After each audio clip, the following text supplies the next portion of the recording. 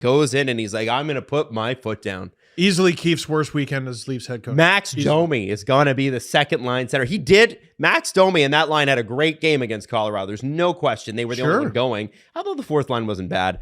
How long did we think Max Domi between Bertuzzi and Nylander was going to last? Well, what someone we were talking to last night was like, that's those lines aren't even going to last for a period. Of course. In the Detroit game and lasted all game. So Sheldon Keefe appears to be screaming from the rooftop, I hate this roster. So yeah, and the funny thing about it for me is, and I tweeted this, I said, I stole a phrase from you. I said Sheldon Keefe got stuffed into a locker this weekend. And I think he stuffed himself into a locker. And I'll tell you why. It was two things, guys. First one is you play a good first period against Colorado, although the first two lines aren't really going, and they need to be going. That McKinnon line is unbelievable. Well, and Colorado was terrible. They were. They had a fourth line with two defensemen on it. But the first part that I want to say is that Keefe's solution to that, when he's seeing instability in his roster, is to further destabilize it by mixing it all up. And so by the end of the third period, he can't play like three of the guys. Tavares is not playing. Bertuzzi's not playing. Nylander's not playing. Yeah, they played, 4 or 5 minutes? Bertuzzi played 1/22 of the third. Okay, so there's that. Mm-hmm. And Tavares was very similar until the very end when they had to throw out everybody to try and get a goal. And Gregor. And Noah Gregor with under 30 seconds to go in a 1-goal game. Noah Gregor had a good game. And then he went offside. and then the second game, he's like, I'm putting my foot down, and the Mitch Marner and Tyler Bertuzzi are, I don't even know if they're on the second line or the third line, but they're going to be centered by Max Domi. It was very confusing. So it was scheduled as the third line. Scheduled as the third line. Okay. Mitch Marner was technically on the third line on Sunday. And Matthews, Holmberg, Nylander, and I've been really impressed with Holmberg. He's been the most impressive player lately, which is not good. But the thing that drives me nuts about Keefe is he'll do stuff like put Connor Timmins in the lineup when William Lagesson, who has played solid, is right there. It's completely inexcusable, and I know what it's going to sound like because we've had William Lagesson on our network. Dude, Connor Timmins is not there. He's not an NHL defenseman for this team. No. Nope. At 1.1? At 1.1? Point to William Lagesson and show me his bad game. He's been fine. That's what he needs to. In my eye, he's had like 1.5, maybe. Like, he's generally been pretty solid. Connor Timmins, every time he steps on the ice, and everybody can see it. It's an eye test thing. You can see it. Not there. You know what he can do? He can put up points and cause them. And is that what you need from your third pair? Do you need points? No. Absolutely. And him and Benoit together is a waste of time. What are you doing? And of all the people to be held accountable from the Colorado game, Brody? No Brody. Well, he stayed on the top pair. He's dying out there. He's absolutely flailing out there. Sometimes even in the LFRs where I go off, I blow it a little. The TJ Brody, the shorthanded situation where he doesn't touch the puck, lets it go by, and it leads immediately to a goal and then another penalty. It didn't even register with me what he had done. Like, I'm looking at Jake McCabe and I'm like, oh, he's just standing there. He looks totally unprepared for what's going on. Why? The reason he was totally unprepared is Brody eluded the puck on purpose for reasons unbeknown. Like, he just had a brain fart because I guess your instincts are the Leafs were already on the penalty kill. You want some of the penalty kill to elapse before going on the 5-on-3. Dude, it's at the beginning of it. You're fucked. Yeah. Just touch the puck. Accept your 2 minutes and go. And go. And he... I've never seen that before. No, I like TJ Brody. I've always liked him while he's been here, but this year it has stood out. There's something up. There's something up. There's the last step. There's something. If it works out, like if he intentionally doesn't touch the puck and the puck goes in the corner, it kills a couple more times. Are we sitting here calling it a high IQ play? No. I think we are. I don't think so. It didn't, though. The puck was not going to the corner. though. You know what I mean? If the puck went to the corner, it would have been the Avalanche fucking it up.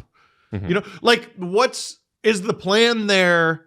All right, we're going to kill time by letting the Avalanche have the puck and facing a bunch of shots. That's not a strategy. The idea is you want less time on the 5-on-3. So if they're going to pass it around, you let them pass it around and kill that time. But on the 5-on-3, well, I mean, the Avalanche could also just fire the puck at your goalie, and then your goalie has it and the play's dead. Anyway. Yeah, that was the idea of him shoveling the puck to TJ Brody. That kills 4 seconds.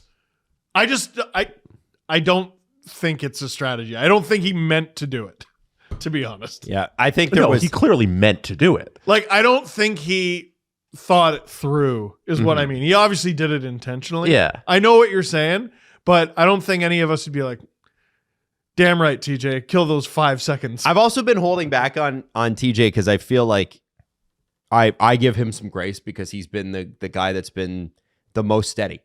Like in terms of defense, like he's been for years. Yeah, he had but this year's not been great. I hated his playoff. Yeah. I hated his playoff. Yeah. That McCabe Brody pairing should have worked. Didn't. I liked my idea. Lilligren's been playing great. Put him with Riley. And they have. Yeah, sometimes. Then I would do, oh man, what was it? McCabe. I think you keep McCabe Benoit together. Mm-hmm. And I would have done Lagesson Brody is what I would have done. Because Giordano was terrible. So he had to sit. And I just like Lagesson more than Timmins. I honestly think we're going after the wrong defenseman. I think the guy who deserves the most criticism out of that Colorado game was Mark Giordano, who was an abomination from start to finish. Well, that's he was why bad in the Islanders game too. Yeah, and he hasn't been good in weeks. Like since he's come back from injury, I don't think Mark Giordano's had a good game. So that my question then is, okay, so you're going to sit him. Great. Mm-hmm. Connor Timmins? That's where it goes back to my original thing of Keefe stuffing himself into a locker. And from what we've heard, rumors like that the Leafs, obviously no player likes being called out publicly. I would expect that's the reason that they do it. I don't feel like that they enjoyed that. And to be honest with you, I'm usually on the coach's side on this one, but I feel like it's like, Sheldon, this is you, man. You are the one who mixed up the lines with 40 minutes to go in the game. These lines that have been together and almost concrete since game one. Well, and the Detroit game. If Gio's bad, play the other 5 guys. Dude, do that. 2 minutes left in the game. Less than 2 minutes left in the game. You have a Franken fourth line of Kampf, Gregor, Nyes. That's unjustifiable. Who told you to do that? And Nyes, who's not at his best, frankly. But what is that line? What is the purpose of that line? Is it a shutdown line? I think that's how he sees it. Absolutely the fuck. Gregor is getting caved. I think this team healthy probably doesn't have him in it. I think this team come playoff time probably ought to not have him in the lineup, to be honest. That's a Franken line. You have a shutdown center who hasn't done much shutting down this season. Mm-hmm. You have Canadian Kapanen, and you have Matthew Nyes, who doesn't belong in that role. What is that line? And frankly looked lost, like he didn't know where to be. Well, obviously, and it's not his. I don't blame him. I blame him. I blame the coach. And back to he's a rookie. I think had there not been an apparent injury to Bobby McMahon, Nyes might have been scratched. Okay, I think that might have been the plan. So then, but that's not. Again, deployment is the issue. Jesse said it perfectly. Giordano was bad against the Avalanche. He was bad against the Islanders. Like, okay, you pull him out of the lineup. Mm-hmm. You need to be able to it's like Sheldon Keefe's like, let me just throw it at the wall. Like you can't sit there and tell me that these brilliant hockey minds who make $3+ million a year, and that's what Sheldon's rumored salary is. He's over $3 million a year. You can't tell me that they thought that was going to work. You can't tell me. What was going to work? The lineup change? The Benoit Timmins. You can't tell me that any rational brain thought that was going to work if you'd put any thought into it. And that's, so we rag on the Leafs for too many men calls because they don't hustle to the net. lack of attention to detail. That is coaching detail. That's the kind of shit where you're like, am I setting this player up for success? And he's not. And I'm not, by the way, on the Fire Keefe bandwagon. I am in the Brad Treliving needs to go down there and wake him up. Well, so I had a tweet yesterday. I don't think Sheldon Keefe makes those lineup changes without the blessing of management. I think it's a copycat league, and there's a bunch of teams that are fed up with their players, and they are intentionally hiring coaches, or at least telling their coaches to be a pain in the ass to their players. Or you simply hire a guy like John Tortorella, who you don't need to give that mandate to. He just does it. Sheldon Keefe has never been this coach, ever, under the Leafs and their coddle. He wasn't allowed to be. And let's start, like, you know what's funny? He wasn't. Did you notice, did you see the story the other day? I think it was it Bobby Brink, who he was in the Flyers lineup, and then Tortorella took him out when he was in his hometown. And Torts was asked about it, and he's like, yeah, I feel bad for him, but it's the National Hockey League. You know, I hope his family can see him play one day, but it's not going to be tonight. It's the National Hockey League. And no one gave Torts any shit. No one gave him any shit for it. Meanwhile, you know, when Keefe joined, he had to basically be the happy-go-lucky camp counselor, you know, letting everyone. Well, that's because they had a guy who was borderline, like no empathy ever.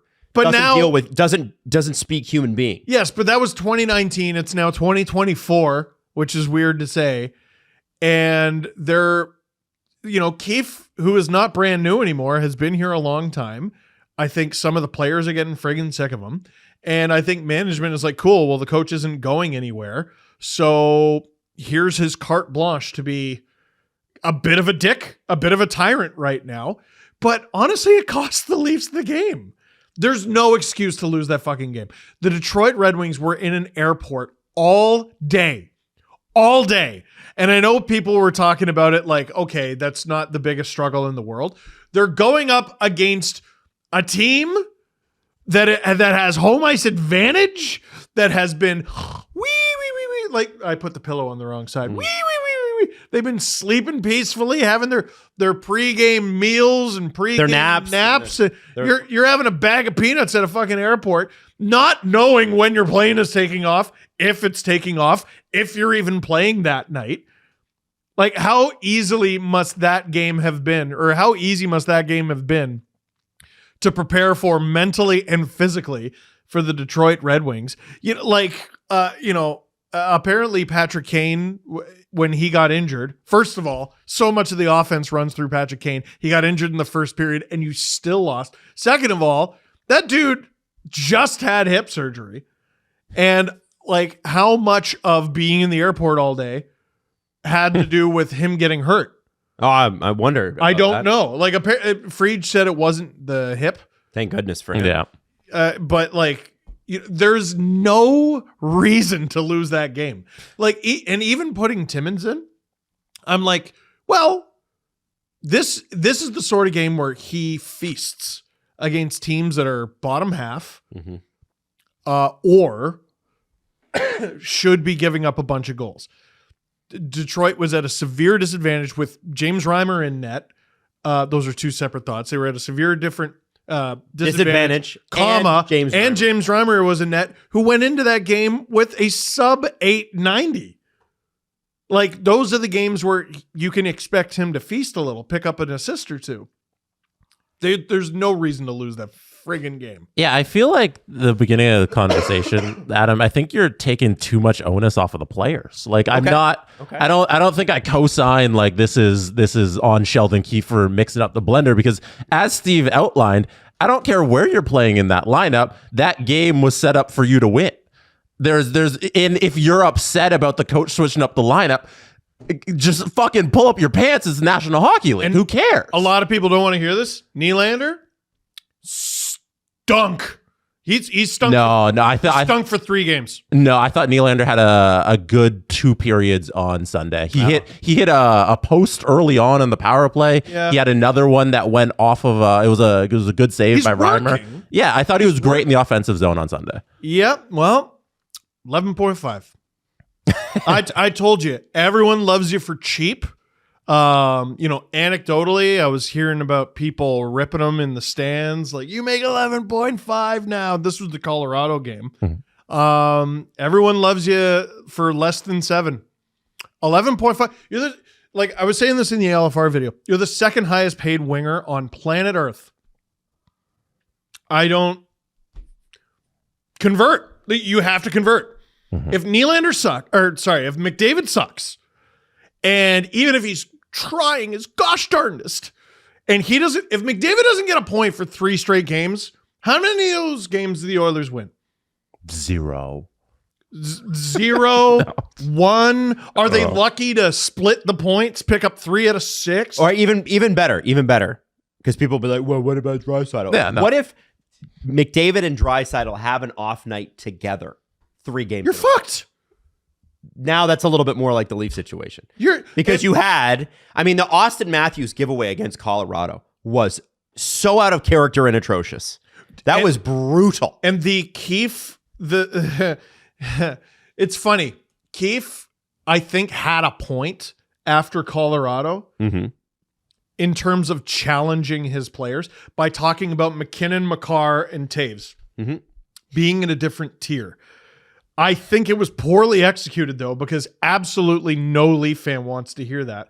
Matthews is going to make more than Nathan McKinnon next year. Next year, the Leafs will have 4 players, 4 who make more than Cale Makar. And they will have 5 who make more than Devon Taves. So, who are you calling out there? Are you calling out your stars so that they can be better? Are you calling out your GM for doing a shitty fucking job? Because if those guys are in another tier, they're in another tier, man. They're in another league. Then your GM signed your guys for too much fucking money. Yeah, and he's right. I don't think no rational Leafs fan can sit there and say that McKinnon, Makar, and Rantanen aren't in a different league than everybody on the Leafs. Matthew, he's such a special player. He's such a special player. He's such a special Nathan McKinnon, scorer. I agree. No, wait. Matthews is such a special player, and the way he scores goals seems to be so effortless. Is he a more dominant player than Nathan McKinnon? No.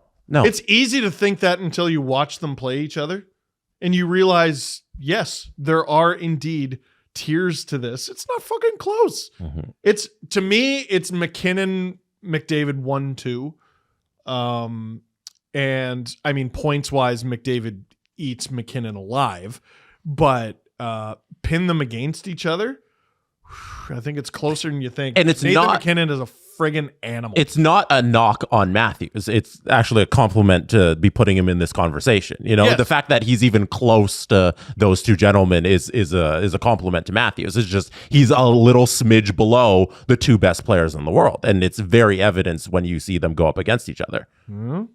As producer Drew loved to say all Saturday, they're a one-line team, and their one line is so dominant that they're an incredible overall team. And the Leafs did not have... So this goes back to, I think Sheldon Keefe is screaming and pleading with management, get me a shutdown friggin' line, because Colorado has one line. And the Leafs couldn't do shit about it. 5 unanswered goals. And yet they let Cogliano and Kopp score on him this weekend. Kopp's had a garbage season, and when he wants to show up as this weekend just for Detroit, all of a sudden he's unreal again. This reminds me of the Babcock situation with Sheldon Keefe pleading to management. Isn't that what Babcock did for the last 6 months of his tenure? Just, hey, get me, not even 6 months, all of these years in Toronto, get me some players that I want to play. And now Sheldon Keefe's sitting here doing the same thing. I think Babcock was a genuine nightmare of a human being to work with the Toronto Maple Leafs. But there was one move that he was correct about. Trading Per Lindholm for Nick Patan. And a lot of Leaf fans aren't going to want to hear that. So Lindholm was, okay, there's my penalty killing center. And the Leafs took him away, and I think they wanted Babcock to do a certain thing or certain things. And then they just proceeded to not have a natural center on the penalty kill for 2 years. Yeah, and so he started Hyman versus Bergeron. Yeah, but Babcock would embarrass Kyle Dubas by not doing what Kyle Dubas wanted because he wanted different guys. He took it too far by like borderline intentionally putting players in a position to fail. Yes. Like literally working in spite of his or to spite his general manager. But like he was right in that case. Like, dude, I need this person. So I see Sheldon Keefe just grasping at anything and mixing up the lines on a Sunday afternoon. And I'm like, is he throwing up his hands asking Brad Treliving to do something with the trade deadline coming up? Well, and also Keefe has so many special lines that he puts together in certain situations. Why then, with less than 2 minutes to go, are you throwing out this mishmash bullshit of Gregor, Kampf, Nyes when you could easily, here, off the top of our heads, let's make a shutdown line. Yarncroke, Kampf, Bertuzzi. I don't know. How's that? How's Yarncroke, Kampf? I think we definitely start there. And who else do you throw out there? Probably Bertuzzi. Marner. Jesus Christ, good Marner. defensively. How did I miss that? Sure. So you have who was the other guy I mentioned? Yarncroke. Throw him on the left, Marner on the right, Kampf in the middle. There's your shutdown line. They've never done that. That wasn't so hard.